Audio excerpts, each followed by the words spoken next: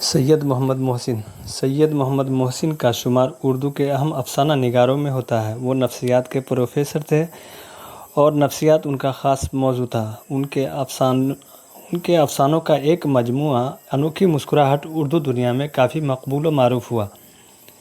اس مجموعے کی بیشتر کہانیاں نفسیاتی نوعیت کے ہیں۔ خاص طور پر انوکھی مسکراہٹ ڈاکٹر محمد محسن کی ایک ایسی کہانی ہے جس کے ذکر کے بغیر اردو افسانے کی تاریخ شاید مکمل نہیں ہو سکتی۔ ڈاکٹر محمد محسن کی پیدائش 10 جولائی 1910 عیسوی کو پٹنہ میں ہوئی۔ ان کے والد کا نام سید محمد رشید تھا۔ محسن صاحب نے 1926 عیسوی میں رام موہن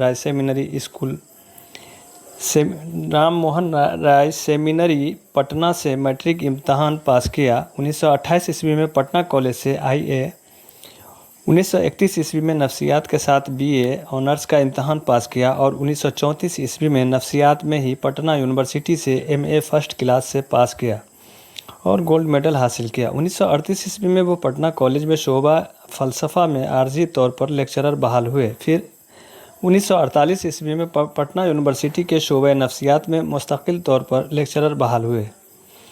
1953 عیسوی میں وہ شعبہ نفسیات میں صدر شعبہ کی نفسیات مقرر ہوئے اور 1974 عیسوی میں وہ اپنی ملازمت سے سبکدوش ہو گئے۔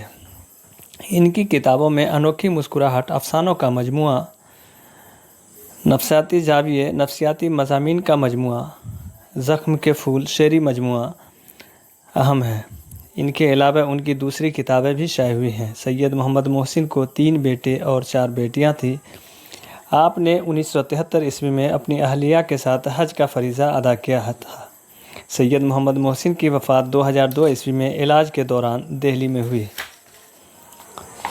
افسانہ فرار۔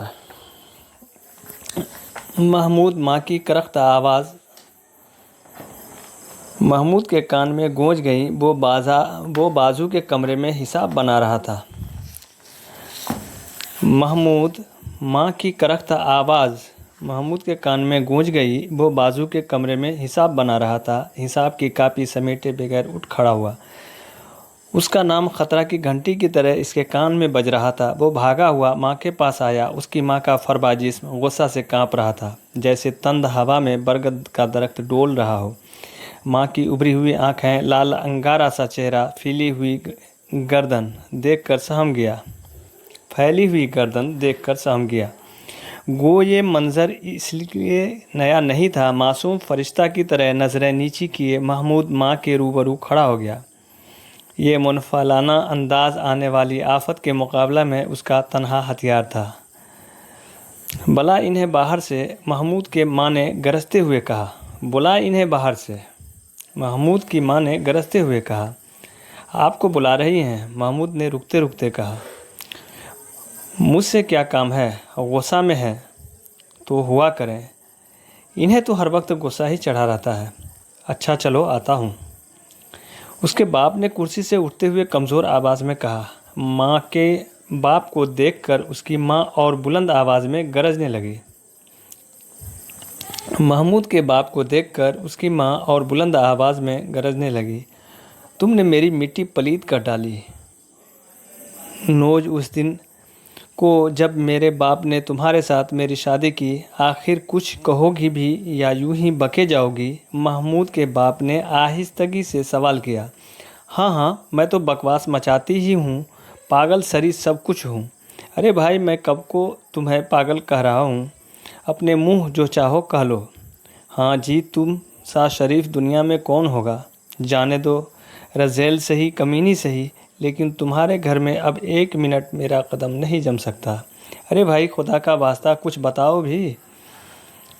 آہا، کیسے بھولے ہیں آپ، گویا کچھ جانتے ہی نہیں، بیٹھے بیٹھے سارا فساد مچاتے رہتے ہیں اور اوپر سے دیکھو تم جیسے موم کی گڑیا۔ میں نے تمہیں 1000 بار منع کیا ہے کہ اس موئے وکیل کے یہاں نہ جایا کرو، لیکن تم کہاں ماننے والے۔ اس کی جوڑو تو ڈائن بن کر مجھے نگلنے کی فکر میں ہے اور تم اس سے گھل مل کر میٹھی میٹھی باتیں کیا کرو۔ ارے بھائی، آہستہ بولو، محلے والے سنیں گے تو کیا کہیں گے؟ تمہیں تو خواہ مخواہ شک پیدا ہو جاتا ہے۔ محمود کی ماں نے اور چیخ چیخ کر بولنا شروع کیا۔ ہزاروں گالیاں وکیل کو دیں، سینکڑوں سلواتیں محمود کے باپ کو سنائی۔ محمود اپنی عمر کے 10ویں ہی سال میں یتیم ہو گیا اور باپ کے مرنے کے تھوڑے ہی عرصے بعد ان کی ماں بھی اسے چھوڑ گئی۔ قسمت نے اسے اس کی عسرت زدہ ماموں کے مکان میں منتقل کر دیا۔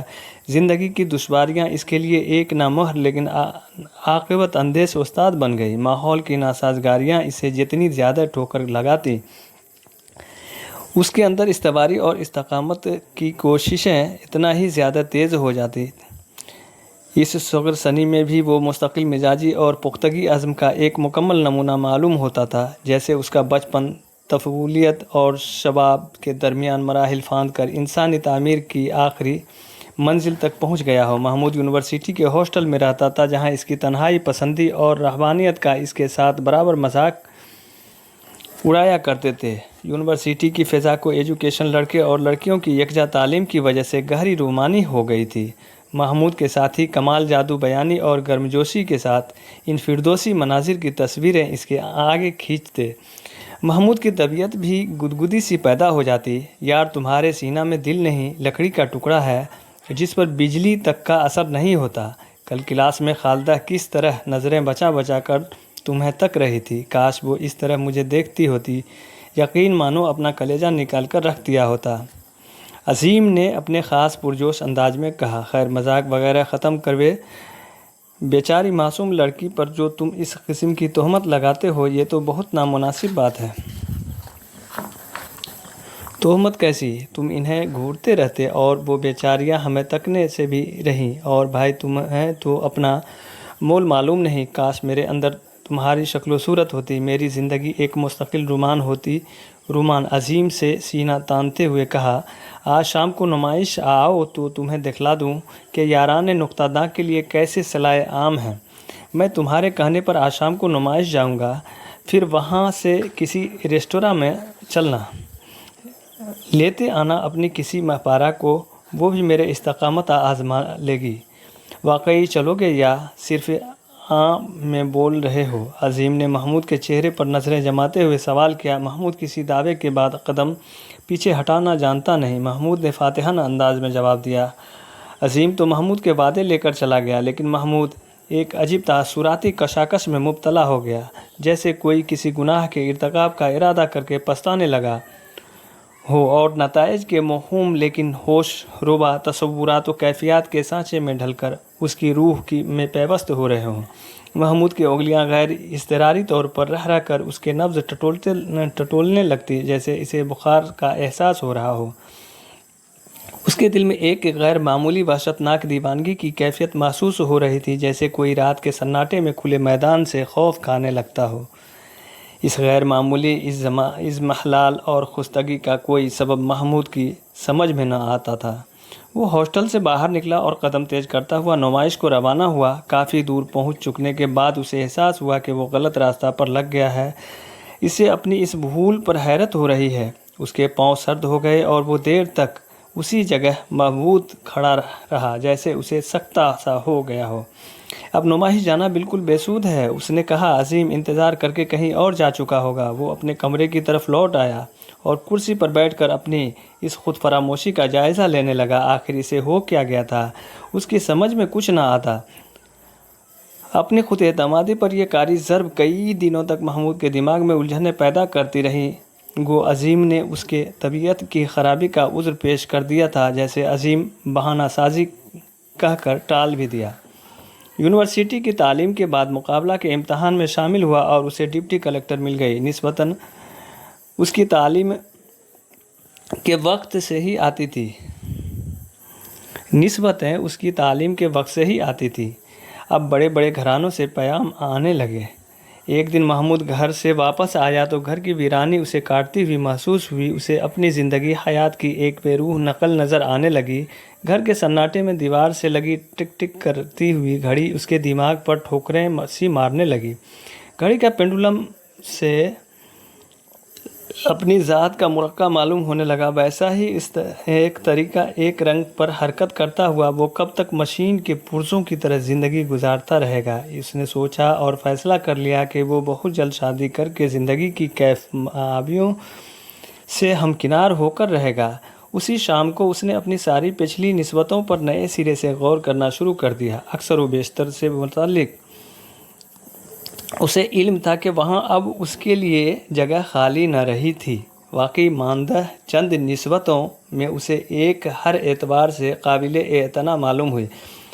صرف لڑکی کی تعلیم نامکمل تھی، لیکن لڑکی کا سن زیادہ نہ تھا، اس لیے یہ خامی دور کی جا سکتی تھی۔ محمود نے اسے نسبت کی از سرنو چھیڑ چھاڑ کرائی، بات پختہ ہو گئی اور عقد بھی جلدی ہو گیا، لیکن رخصتی لڑکی کے میٹریکولیشن پاس کرنے تک ملتوی رکھی گئی۔ امتحان کا نتیجہ زبیدہ کی خاطر خواہ کامیابی کا معجزہ لایا۔ محمود خوشی سے دیوانہ ہو گیا، اس کے خواب اب حقیقت بننے والے تھے، وہ اس خیال میں لذت سے سرشار ہو رہا تھا۔ دوسرے ہی دن محمود اپنی شادی کی تیاری میں منہمک ہو گیا۔ اس نے دفتر سے 2.5 ماہ کی مسلسل فرصت لے لی۔ شادی کے اخراجات پر اس نے کثیر رقم خرچ کی، شہر کے سارے معززین کو بارات میں شرکت کی دعوت دی، لیکن سسرال میں قدم رکھنے کے بعد اس کے اندر ایک عجیب حیرت انگیز تغیر پیدا ہونے لگا تھا۔ اس کی آنکھیں بے نور اور متوحش دکھائی دینے لگی تھی، اس کا جسم برف کی طرح سرد ہوتا جا رہا تھا اور چہرہ کی سرخی رفتہ رفتہ پھیکی پڑتی جا رہی تھی، جیسے کوئی دور سے ایک بھیانک منظر دیکھ رہا ہو۔ باہر کے لوازمات کے بعد جب محمود کو زنانہ مکان کے اندر لے جایا جانے لگا تو اس کے پاؤں میں لڑکھڑاہٹ پیدا ہو گئی اور اس کے سارے جسم میں ایک ہیئتناک تھرتھراہٹ، جیسے اسے شدت کا جاڑا لگ رہا ہو۔ آگے قدم بڑھانا اس کے لیے ناممکن ہو گیا۔ عورتوں میں محمود کی اس کیفیت پر ہلچل سی مچ گئی۔ اس کے سسر کو اطلاع دی گئی، وہ بھاگا ہوا محمود کے قریب آیا، مزاج پرسی کی طبیعت کا حال دریافت کیا، لیکن محمود کو جیسے سانپ سونگھ گیا تھا۔ اس کے منہ سے ایک لفظ نہ نکلا، جیسے وہ دفعتاً گونگا سا ہو گیا، اس نے ابھی بولنا سیکھا ہی نہ ہو۔ آپ نے پڑھا کہ اس افسانے میں ایک نوجوان مرد محمود کا کردار سامنے آتا ہے جو حصول تعلیم کے لیے سرگرداں رہتا ہے اور عام نوجوانوں کے برخلاف ہاسٹل میں ایک ایسی مثالی زندگی گزارنا چاہتا ہے جو ایک اچھے طالب علم کی پہچان ہوتی ہے، لیکن ساتھیوں کے اکسانے پر وہ تفریح کی طرف مائل ہو جاتا ہے، لیکن وہ ایک نفسیاتی الجھن کا بہرحال شکار رہتا ہے۔ بچپن میں اپنے گھر میں ماں کی سخت مزاجی، شدت پسندی اور باپ کی بے حکمرانی کا منظرنامہ اسے لاشعوری طور پر عورت سے متوحش اور متنفر کر دیتا ہے۔